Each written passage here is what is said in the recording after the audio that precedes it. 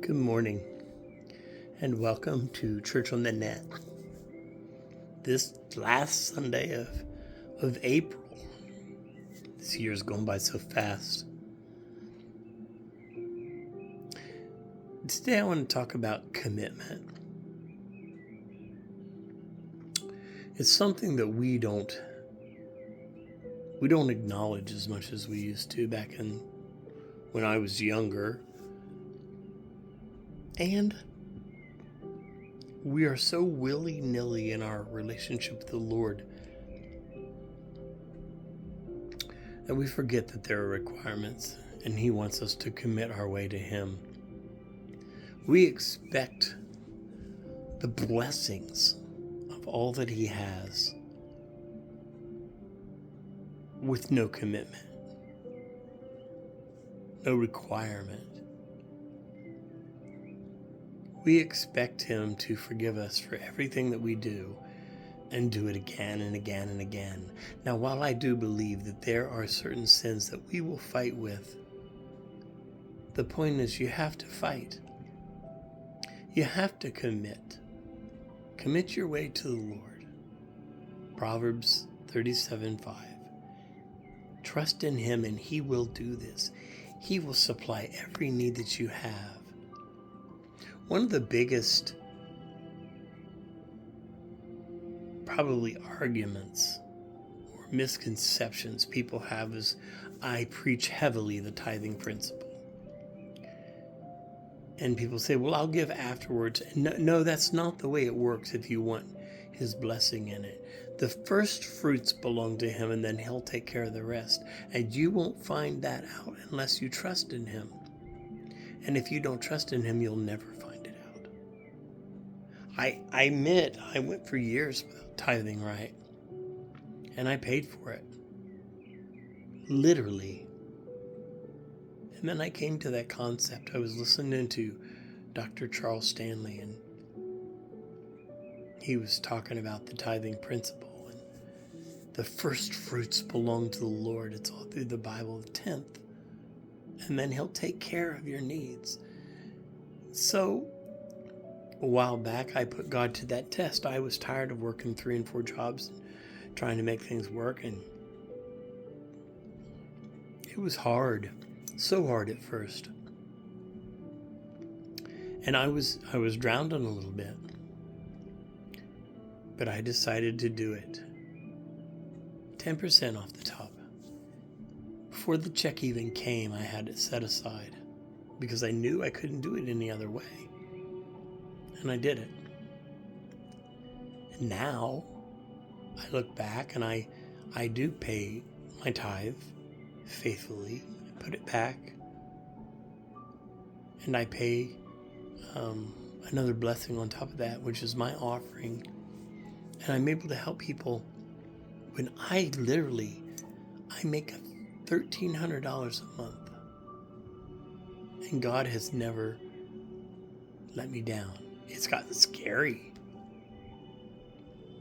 but He's always come through, always. What is your commitment to the Lord? It's between you and Him. That's why, I push, but when people don't do what they're supposed to do in the eyes of the Lord, okay, or work up to it. Work up to it. Because the key is that you have to give with a happy heart, being thankful for what He's given you already. Knowing that if you take what He's given you and you multiply it for His kingdom, He's going to bless you even more, because you cannot outgive God. Commitment's a hard thing. And we blame God for things that He's not even responsible for. Well, if God really loved me, He would do this. No, God really does love you. He really does. That's why He gives you the free choice to choose Him or reject Him. But if you reject Him, do not expect the blessings or the promises in the Bible. It just doesn't work that way. Those promises weren't meant for you if you don't accept Him, if you don't commit your ways to Him. Those promises are meant for the faithful and the righteous. Now, I'm going to qualify this because none of us are perfect. But if you're not even trying, and you're not even trying to put an effort in, your heart isn't even leaning towards purity and trying to do the best you can do, then don't look for it. And I'm not talking about making mistakes, because we all will make mistakes. And God loves you anyways, He does, but He wants a commitment. And then He'll give you the desires of your heart. Commit your way to the Lord. Trust.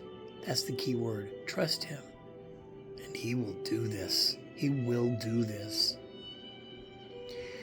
I learned from a friend that I had that was a lifeguard that sometimes when they're rescuing in the ocean, somebody's smacking around and flailing around with the waves and the undertow and everything, they may have to let them drown just a little bit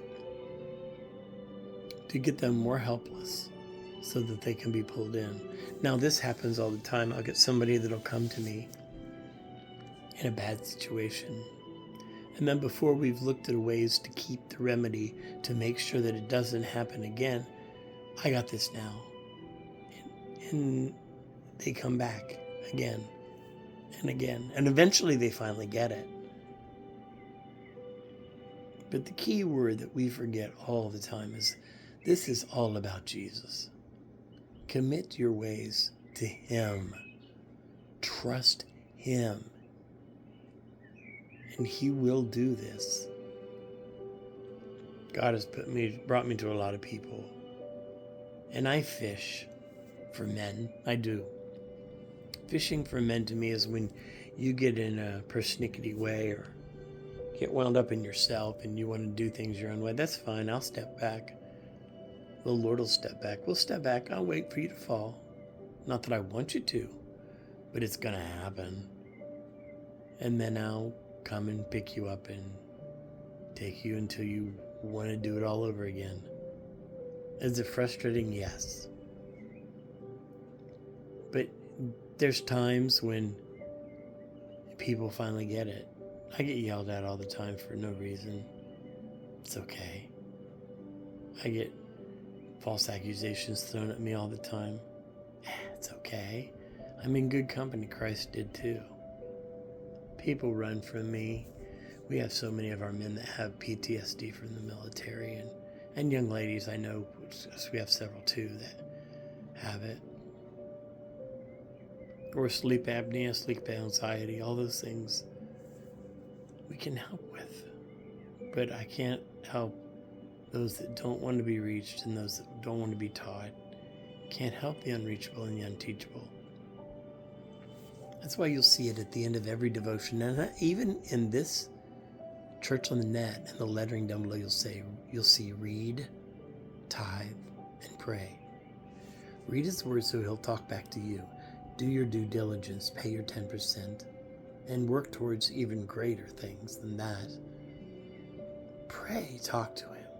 Stay humble, stay kind, stay reachable, stay teachable. Be who He created you to be.